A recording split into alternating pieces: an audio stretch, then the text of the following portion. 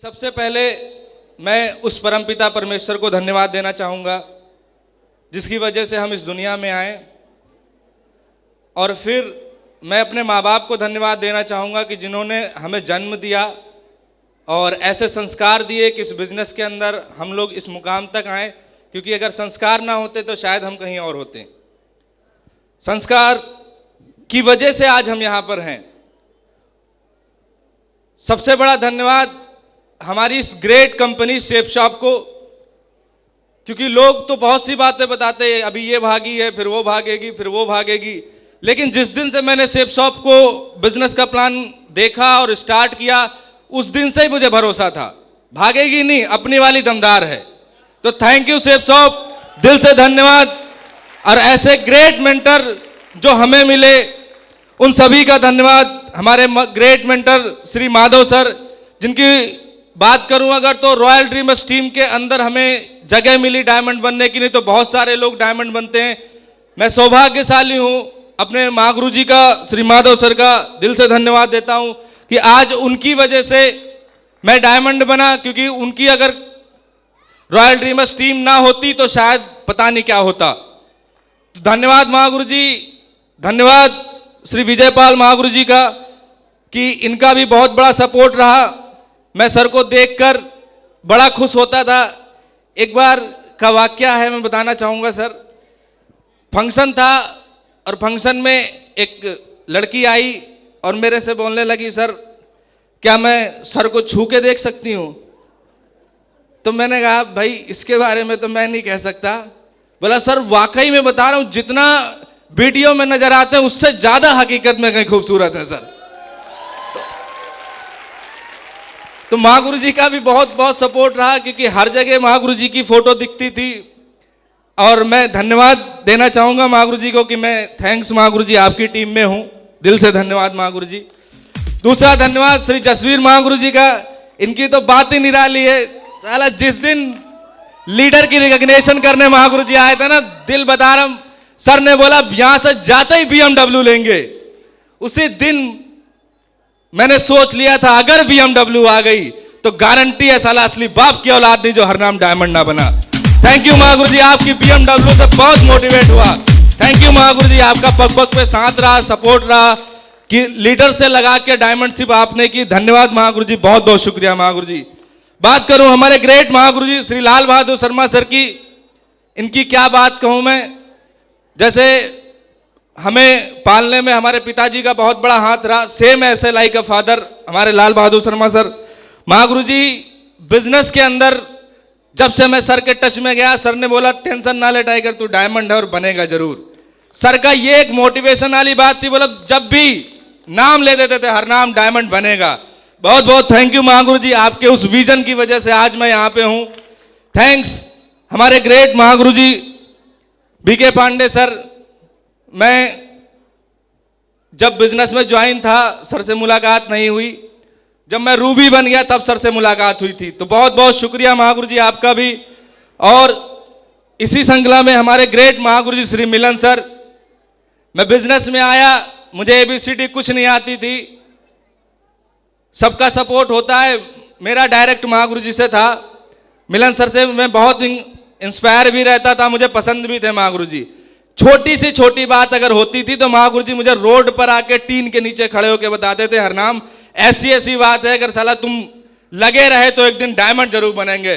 Thanks माँ गुरु जी, आपने अपने साथ डायमंड बनाया, इसके लिए धन्यवाद माँ गुरु जी, दिल से धन्यवाद। थैंक यू माँ गुरु जी। थैंक्स हमारे ग्रेट माँ गुरु जी शरद वर्मा सर का।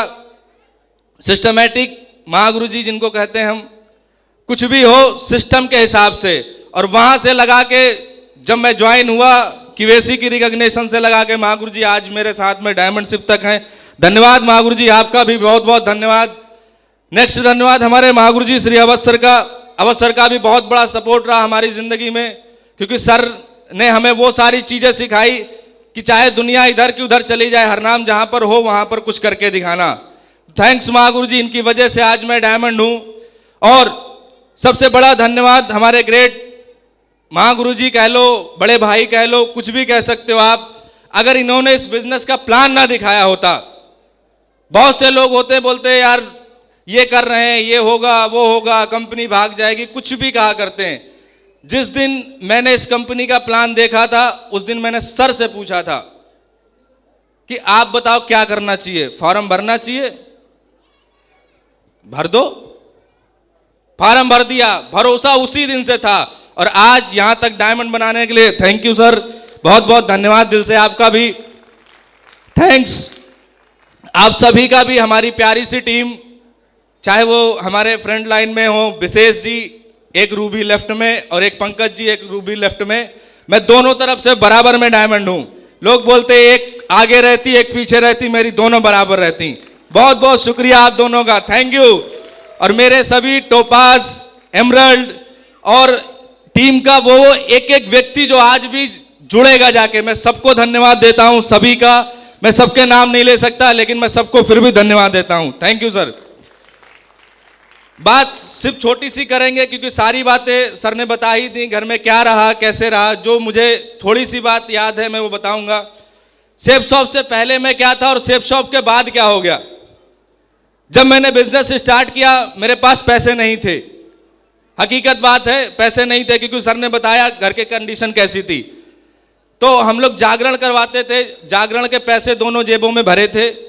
अगले दिन जागरण था सोमवार को और संडे को प्लान देखने का मौका मिला। वो भी हमारी नरेंद्र सर से कोई बात नहीं होती थी, आज जरूर बैठे हैं, आज जितनी बात होती उस समय नहीं होती थी। अगर ये घर में रहेंगे तो हम बाहर रहेंगे। ये टीचर थे और हम दूसरी लाइन के आदमी थे, हमारी आपस में बातचीत होती नहीं थी, सीधी सीधी बात है। तो इन्होंने हमसे भी नहीं बोला कि आपको प्लान देखना है। मेरा एक दोस्त था, उसने कहा कि यार आपके भाई ने कहा है संडे को वहाँ चलना है, ठीक है। फिर बात मानते थे लेकिन बातचीत नहीं होती थी। चला गया, पैसा मेरे पास ही था, मैं गया, प्लान देखा। प्लान देखने के बाद मैंने सर से पूछा फॉर्म भरना चाहिए, बोले हाँ भरना चाहिए। जेब में पैसा बहुत था, मैंने निकाला, दिया। अवश्य सर फॉलोअप कर रहे थे तो उन्होंने तुरंत बोला डीडी का भी दे दो। मैंने कहा सर ये 350 ही चंदे के हैं, चंदे के ही हैं 350, बस इतने ही रहने दो। फिर उस दिन के बाद से सिलसिला चलता रहा। मैंने कंपनी का प्लान तो देख लिया, बहुत अच्छा लगा, वेन्यू पे आके सारी चीज़ें मुझे समझ में आई। लेकिन जब मैं घर गया सिलसिला वहाँ से स्टार्ट हुआ। मेरा एक दोस्त हुआ करता था, है आज भी, यहाँ नहीं है, तो मैंने उससे इस प्लान के बारे में डिस्कस किया। मैंने कहा भाई ऐसा ऐसा प्लान है। तो उसने मेरे से कहा कि वही प्लान तो मैं तुमसे 2 महीने पहले बता रहा था जिसके बारे में तुमने मना कर दिया था। तो फिर मैंने कहा यार तुमने डिटेल में नहीं बताया था। बोला बता तो रहे थे, तुम सुनना ही नहीं चाह रहे थे यार। बोला करना नहीं। हमने कहा फार्म तो भर दिया। बोला तुम्हारी वजह से मैंने नहीं किया और तुम फार्म भराए। फिर गुस्सा आ गया, वो बोला काम नहीं करना। तो हमने भी कहा चलो ठीक है छोड़ देते हैं। फिर सिलसिला चलता रहा। फिर लोगों ने मुझे इतना निगेटिव किया कि मैं जिधर खड़ा होता था, कंपनी की बातचीत हुई तो लोग बोल देते ऐसी कंपनी आती चली जाती भाग जाती। 3-4 महीने का समय ऐसे ही निकल गया। हमारा जो पुराना घर बना था उस घर में 2 दरवाजे थे, एक फ्रंट से जिधर आने का और दूसरा रूम था रूम से जाने का। तो मेरा सारा सिस्टम जो भी था अपना पुराने वाला वो सब रूम में रखा रहता था। रूम में ही नरेंद्र सर की मीटिंग होती थी। अब मुझे पता चल जाए कि कोई गाड़ी आई है, इस रूम इस गेट से आई है तो मैं इधर से निकल लेता था, और अगर इधर से आई है तो मैं इधर से निकल लेता था। कोई भी महागुरु जाए सामने नहीं पड़ना, अगर पढ़ेंगे तो पकाएंगे। और फिर वही बात सेफ शॉप ये फलाना वो। मुझे लगभग 4 महीने से ज़्यादा हो गया ये सब करते करते। फिर एक बार की बात है, मैं घर के बाहर खड़ा था और मैं ऐसे खड़ा था, इधर की तरफ देख रहा था। अवश्य सर की गाड़ी पीछे से आ गई, ध्यान नहीं दे पाया मैं और पकड़ लिया। तो मैं जैसे ही देखा तो मेरा मुंह बना, लेकिन कर क्या सकते थे, अब तुरंत किसी को मुंह पे कुछ कह भी नहीं सकते। तो मैंने सर से कहा सर नमस्कार। नमस्कार, और बताइए हरनाम जी। तो अंदर से सोचो क्या फीलिंग आ रही होगी।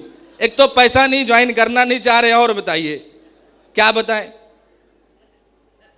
काफी देर ऐसे समझाते रहे। हमने ठीक है सर मुझे जाना है काम से। अरे रुको तो, लगभग आधा घंटा हो गया। हमने कहा सर आप बताओ करना क्या है। तो बोले यार एक बात बताओ, अगर तुम्हारे ज्वाइन करने से तुम्हारे भाई का कुछ फायदा होता हो तो करना चाहिए कि नहीं करना चाहिए? हमने कहा करना चाहिए, लेकिन पैसे नहीं है।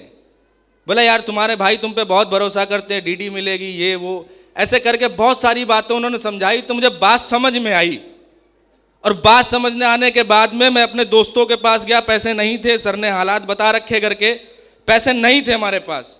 तो मैं दोस्तों के पास गया, उनसे पैसे मांगे तो लोगों ने मना कर दिया, क्योंकि 8-10 हज़ार रुपये, कोई उस समय हमारी इतनी औकात नहीं थी कि 8 हज़ार रुपये अगर किसी से मांगे और वो व्यक्ति हमें दे सके।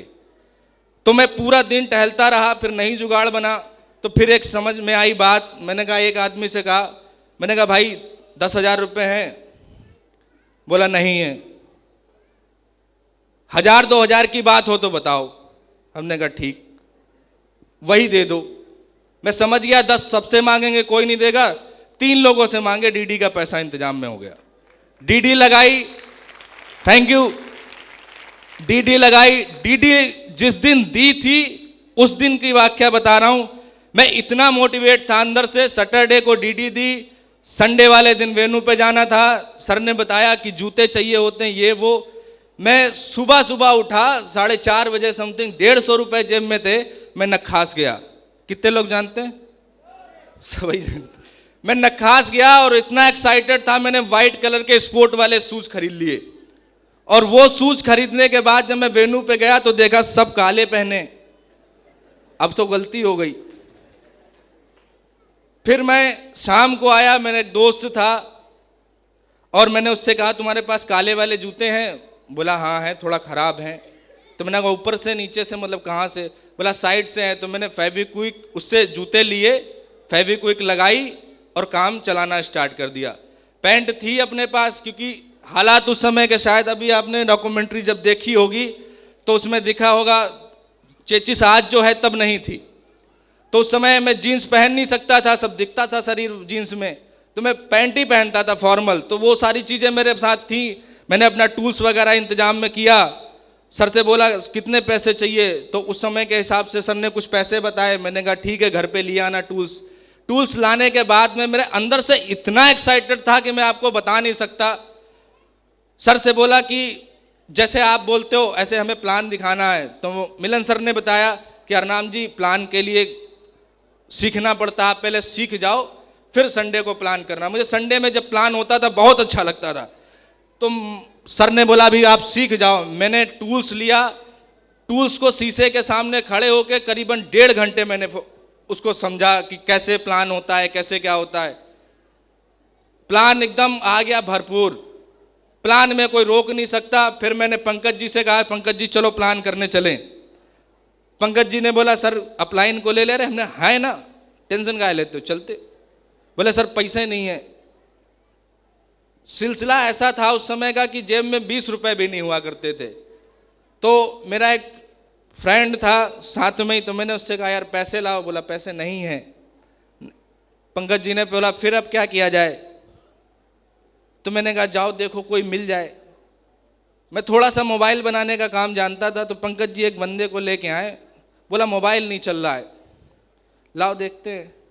देखा मोबाइल, उसका मैंने पासवर्ड डाल दिया। पासवर्ड डालने के बाद मैंने स्विच ऑफ कर देना, खोल लेना चल जाएगा। थोड़ी देर के बाद आया, बोला भाई फोन नहीं खुल रहा। अरे अब तो पैसा लगेगा, दुकान पे चलना पड़ेगा। बोला कितने? ने कम से कम 100 रुपए तो लेगा यार दुकान वाला। बोला यार देख लो कुछ कम ज़्यादा। हम पंकज जी से पूछा कितने रुपए में काम हो जाएगा? बोले 40-50 भी दे दे सर, चल जाएगा। मैंने कहा यार ऐसा करो तुम 50 रुपए दे दो। बोला भाई 40 है। ठीक 40 दे दे भाई। अंदर गए दुकान के अंदर, पासवर्ड डाला, खोल के दे दिया, रीसेट कर दिया। मैंने अब टेंशन ना लो, पासवर्ड नहीं लगेगा इसमें। उस 40 रुपए से हमने, पंकज जी गए पहली बार प्लान दिखाने। पंकज जी के पापा की स्प्लेंडर थी रेड कलर की। मना भी किया पंकज जी के पिताजी ने, लेकिन बोले अभी बस यहीं तक जा रहे हैं। और गए, हम लोगों ने प्लान दिखाया और पहली डीडी पंकज जी के फूफा की निकाली। जैसे ही गए प्लान दिखाया, इतना अंदर जोश था बताऊं। लोग बोलते साला पैसा नहीं देता कोई। हमने कहा पंकज अगर पैसा नहीं मिला गाड़ी घर नहीं जा पाएगी, याद रखना 40 एक तेल पड़ा है। साला सामने वाला कैसे नहीं पैसा देगा। टारगेट हमारा क्या था? टारगेट मेन था डीडी। दिया उनके जीजा जी ने। उस समय 2 साड़ी 1 कोट पैंट का पैकेज चलता था। फटाक से पैसे दिए, मैंने कहा काम हो गया। तुरंत मैंने सर को फोन लगाया, शरद सर को। सर ने बोला क्या हो? मैंने कहा डीडी मिल गई। सर बोला डीडी मिल गई? बोला फार्म भरा होगा ना, पूरे पैसे मिल गए। बोला सही बताओ? हाँ। बोला टेंशन नहीं लो, उसको रखे रहना, मैं आऊंगा बताना क्या होता है। सर घर पे आए, सर ने पूरी बात बताई, हरनाम ऐसे ऐसे सिस्टम होता है, ऐसे ये करा जाता। मेरे पास उस समय फॉर्म नहीं था, क्योंकि 350 रुपये फॉर्म दे के अपलाइन से लेना पड़ता था और रुपए सिर्फ 40 थे। तो मैं गया, उनकी डिटेल ली, इतना उनको पता नहीं था फॉर्म भरना होता क्या नहीं। ले लिया और पैसे आए। मैंने महागुरु से बोला तो शरद सर ने बोला ऐसा करो, एक फॉर्म ले लो, एक स्टाफ, और इसको ले के रखो, आप जहाँ प्लान दिखाने जाना वहाँ पर आप इसको भरवा लेना। फिर सर मुझे ले के गए। सर ने बैंक में पैसा जमा कराया, और पैसा जमा करा के डीडी कैसे जाती है सर ने उसी दिन बताई ये बात, सेम डे। इतना कॉन्फिडेंस था कि मैं फिर किसी अपलाइन से ये नहीं कहता था कि सर प्लान करने चलो, सर फॉलोअप करने चलो, कुछ भी। मैं अपने दोस्तों में चला जाता था और दोस्तों में जाके खुद ही प्लान कर देता था और साफ बोल देता, देखो भाई मौका है भी, बाद में ये ना कहना कि यार काम बढ़िया था तुमने बताया नहीं। मेरे जितने भी दोस्त थे उसमें मुझसे मेरे सिर्फ 2 दोस्त आए। मेरी लिस्ट 53 लोगों की थी, मैंने बनाई थी, उसमें से 2 लोगों ने ज्वाइन किया। और आज बताते हुए बड़ा गर्व होता है कि 2 के बाद से मैंने तीसरी डीडी अपनी लिस्ट से नहीं निकाली थी, मैं उन 2 ही पे डायमंड बना। Thank you. सिलसिला चलता चला गया। फिर मैंने सर के पास गाड़ी थी, मेरे पास साइकिल थी, तो साइकिल पिताजी की थी, मेरे पास नहीं थी। और मेरा एक दोस्त हुआ करता था, वो मुझे आता था घर से संडे में या फ्राइडे में, तो वेन्यू पर ले जाने के लिए वो अपनी गाड़ी लेके आता था, उसकी पल्सर थी, मुझे बहुत पसंद थी वो गाड़ी।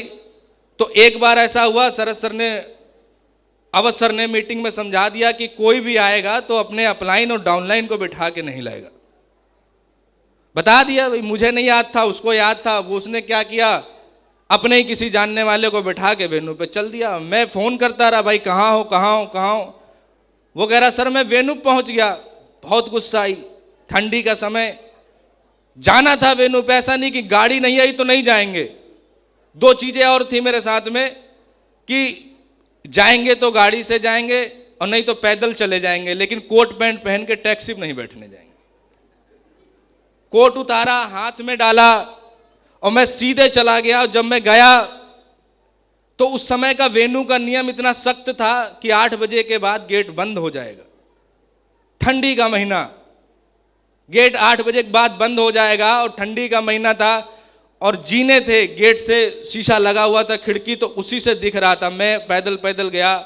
जब लेट हो गया तो मैं बैठा, ट्रेनिंग ली, और ट्रेनिंग लेने के बाद में जब गेट खुला 10:30 बजे, तब शरद सर बोले कि आप यहीं बैठे थे? मैंने कहा हाँ सर, गेट बंद हो गया था।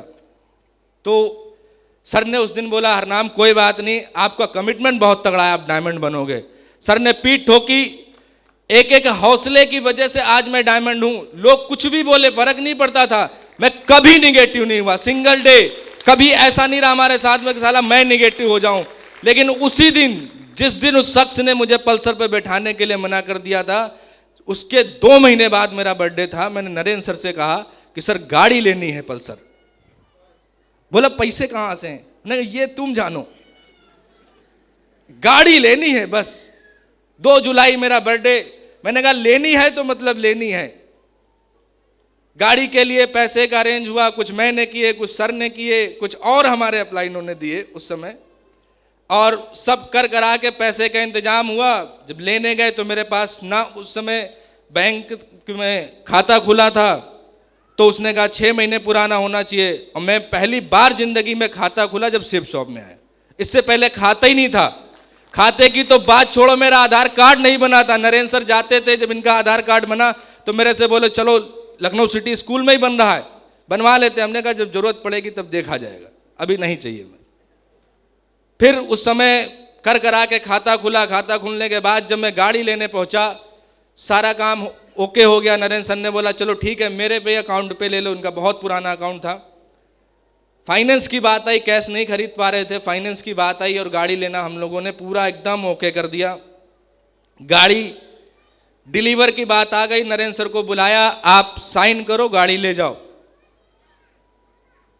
डॉक्यूमेंट साइन हो गए, मैं बड़ा खुश। लोग पूछ रहे सर आ गई, मैंने बस 2 मिनट की बात है, अभी निकल ली, टेंशन ना लो। बोला सर आपके घर पे खड़े हैं, मैंने बस टेंशन ना लो, आ ही रहे, 2 मिनट की बात है। मैं, अवध सर, मिलन सर, नरेंद्र सर, 1-2 लीडर और थे हमारे साथ में खड़ा, उसने कहा चेक आप दे दीजिए। नरेंद्र सर ने चेक फाड़ के दे दी। बोला चेक सीटीएस नहीं है। ये क्या होता है? बोला इस पे आपका नाम नहीं है, नीचे अकाउंट वो नंबर नहीं पड़ा, ये टेम्परेरी चेक है जब खाता खुला था ना। फिर बोला सर फिर तो गाड़ी नहीं मिल पाएगी। सबको बता रखा, महागुरु जी ने प्रमोशन कर दिया, वेन्यू पे पल्सर आ रही, लोग भी एकदम धुआंधार तरीके से फोन करते ही चले जा रहे हैं। जैसे उसने कहा कि अब गाड़ी नहीं मिल पाएगी, मैं पूरा समझ लो ठंडा ही हो गया। सर बोले अब क्या होगा? अब सर बोले चलो मेरी वो है एक मतलब क्या बोलते दूसरा शोरूम गाड़ी का, और वहां चल के तुमको उस होंडा की कोई गाड़ी आती थी। मैंने कहा सर पसंद यही है, लूंगा यही, अन्यथा लूंगा नहीं। बोले ये पकड़ो पैसे, मिल जाए तो ले लेना। जेब में पैसे डाले, ओम प्रकाश जी से बोला, दोस्त थे हमारे, मैंने कहा चलो यार ओम प्रकाश जी गाड़ी स्टार्ट करो, अब कुछ नहीं होगा। फोन स्विच ऑफ किया। नरेंद्र सर बोले क्या बताएंगे, जो मन हो बता देना, हम तो स्विच ऑफ कर लिए। टीम जो पूछे अब तुम जानो। फोन नहीं खोला, रात में नींद नहीं आई, इतना प्रमोशन था। सुबह उठा 4:30 बजे, ओम प्रकाश जी को फोन लगाया, उठाए नहीं फोन। फिर लगाया, 7 बजे उठा फोन। मैंने ओम प्रकाश जी गाड़ी लेनी है, शकल नहीं दिखा सकता यार, फिर लोग क्या बोलेंगे। ओम प्रकाश जी ने कहा फिर हमने घर पे आओ, अगर कोई आ भी गया सुबह तो उससे पहले निकलो, पता चला रात में नहीं फोन उठा, सुबह कोई आ जाए बधाई देने। ओम प्रकाश जी को बुलाया, चले गए एक जगह, बजाज का शोरूम था। मैंने पूछा भाई, सीधी सीधी बात जाके मैंने बता दी, यार मैं ऐसा ऐसा काम करता हूँ, ऐसी ऐसी बात है और ऐसी ऐसी बात मेरे साथ हो गई है। सौरभ सोलंकी नाम था उस बंदे का, मुझे याद है, महागुरु जी के गांव का, खुर्जा का था। तो मैंने प्रमोशन किया। बोला हाँ हाँ जानता हूँ जानता हूँ। मैंने कहा यार लेकिन चेक नहीं है। बोला कोई बात नहीं, तुम 10-15 दिन बाद दे जाना, कोई टेंशन नहीं। नरेंद्र सर को फोन किया, गाड़ी मिल गई, आ जाओ। बोले थैंक यू। बोले कहाँ? हमने कहा यहाँ ठाकुरगंज में आ जाओ, गाड़ी मिलने वाली है। बोले चेक नहीं है। हमने कोई बात नहीं, जुगाड़ है, 10-15 दिन बाद मिल जाए, फिर देना होगा, आगे देखा जाएगा। 15 से 20 भी हो गया तो क्या, गाड़ी तो मेरे पास है। आया, गाड़ी निकली। गाड़ी निकलने के बाद मैंने लोगों का फोन उठाना स्टार्ट किया, मैंने सबको बता दिया आ जाओ, गाड़ी मिल गई। लोगों ने पूछा सर कल नहीं, मैंने गाड़ी तो कल ही मिल गई थी, लेकिन फोन स्विच ऑफ था मेरा, मैं बता नहीं पाया आपसे, गलती बस इतनी थी। सिलसिला वहां से चला। 6 महीने में पहली पल्सर आई, और कैसे आई थी हमारे सारे महागुरु जी जानते, बता भी दिया मैंने आपसे। और उस समय से लगा के जब पल्सर आई और जब मैं चलाना स्टार्ट किया, दिल में इतनी खुशी थी कि घर में पुरानी साइकिल होती थी, सर ने बताया नहीं, मैं बता देता हूँ थोड़ा। और वो साइकिल भी पिताजी ने नई नहीं खरीदी थी, चोर नखास से खरीदी थी, नखास चोर बाजार से। और ये मैं बता रहा हूँ, सही बात है, हकीकत। तो उस साइकिल को जब छूते थे ना, मंडी से पिताजी आए, अगर वो पंचर भी हो गई, क्या बताऊं ना, इतनी मार पड़ती थी, साला जाना है कहीं, ये लोग पंचर करके बैठे। सोचो एक साइकिल। ऐसे समय पे जब पल्सर आई ना, वो भी मेरी खुद की, मेरी पल्सर मैंने खरीदी है, इतना अच्छा लगा। मैंने सबको जाके प्लान दिखाया, जितने भी जानने वाले थे, फटाफट टीम बनी मेरी। शुरू के 4.5 महीने में मैं गोल्ड बना, फिर टीम चलती रही, थोड़ा और सिलसिला बना, और मैं एमरल्ड लेवल तक पहुंच गया। एमरल्ड इसी स्टेज पर हुआ था, और मेरा एमरल्ड का रिकॉग्निशन किसी कारणवश नहीं हो रहा था। मैंने कहा सर रहने दीजिए। मेरी टीम के कुछ ऐसे लीडर थे जो उस समय जा चुके थे, तो मैंने कहा सर एक तरफ से टीम बैठी नहीं, रिकॉग्निशन रहने दीजिए। मैंने रात में भी कह दिया, लेकिन सर लोगों का जो भी मन था, इन्होंने नाम डाल दिया, फिर यहाँ रिकॉग्निशन हो गई। तो मुझे ये नहीं पता था कि मेरा आज एमरल्ड का रिकॉग्निशन है।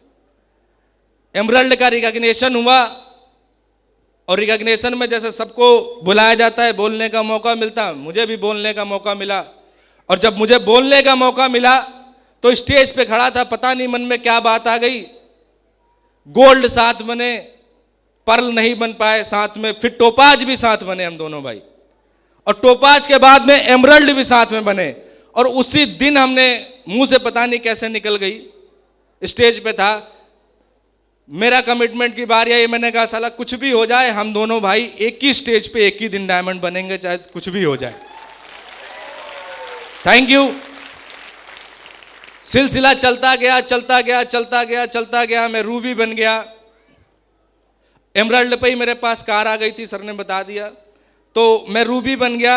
रूबी बनने के बाद में, रूबी बनने से पहले की बात है, मैं उन्नाव गया, हमारे एक लीडर हैं शिवशंकर जी, उनके वहाँ बैठा मैं मीटिंग कर रहा था। मीटिंग में शिवशंकर जी ने मेरे एमरल्ड की वीडियो चला रखी थी, और जैसे ही मैं गया वहाँ पर फूल माला पहनाए और सारी चीज़ें व्यवस्था बनाई, और व्यवस्था बनाने के बाद में मैंने सुना कि वही बात चल रही थी कि हम दोनों भाई एक ही स्टेज पे डायमंड बनेंगे, ये बात चल रही थी। और मैं भूल गया एमरल्ड बनने के बाद, भूल गया बात, लेकिन वही चल रही। शिवशंकर जी ने बोल भी दिया कि यही सर हैं, यही महागुरु जी हैं जो कह रहे थे कि अभी वीडियो में कि दोनों भाई एक ही साथ डायमंड बनेंगे।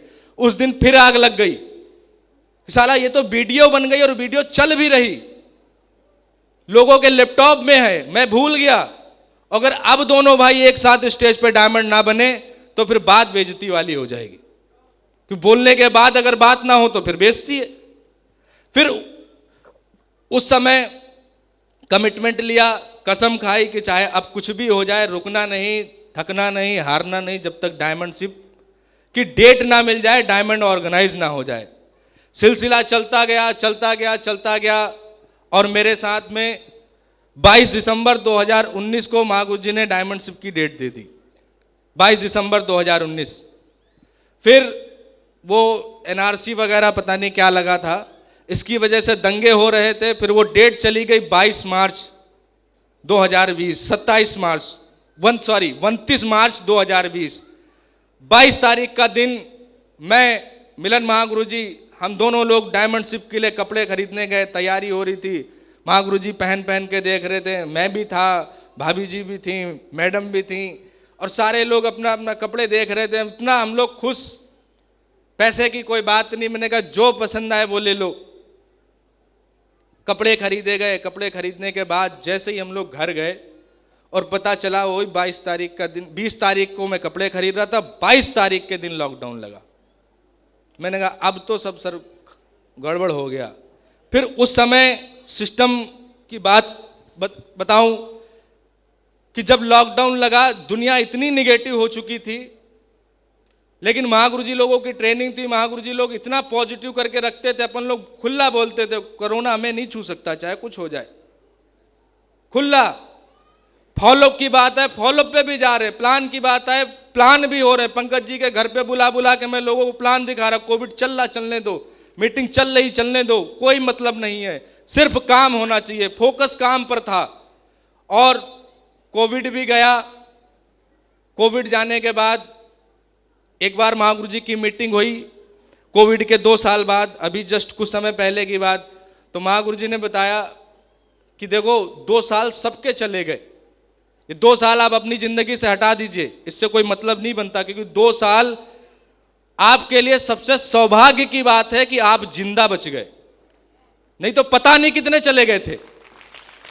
सर लोग पूछ रहे थे कि यार काम नहीं हो रहा, काम नहीं हो रहा। महागुरु जी ने ऐसी बात बताई, यार ये सौभाग्य की बात है कि तुम जिंदा बचे हो, काम तो कभी भी कर लेना, नहीं तो जो निपट गए उनका क्या है। तो वो हटा दिया जाए। तो हमारी जिंदगी में लगभग 7वां साल चल रहा है, और 2 साल पहले डायमंड बन गए थे। तो थैंक यू महागुरु जी, आप लोगों ने बहुत सपोर्ट किया हमें, इस टीम की वजह से आज मैं इस जगह पर हूँ। बातें तो बहुत सारी हैं, लेकिन अभी कुछ और बातें होंगी तो फिर बात और आगे बढ़ेगी। तो मैं अपनी बातों को यहीं पर विराम दूंगा, और स्टेज छोड़ने से पहले मैं अपना कमिटमेंट करके जाता हूं। आज मैं तो डायमंड बन गया। जिस चीज का सपना देखा था, जसबीर महागुरु जी वहां से उतरते थे, मैं अंदर रहता था रूम में और वहां से सिस्टम देखा करता था क्या कमी है क्या नहीं। जब सर लोग उतरते थे उसी स्टेज के, इसी हॉल में, इन्हीं सीढ़ियों से, तो मैं सोचता था यार कब मेरे जिंदगी में ऐसा दिन आएगा।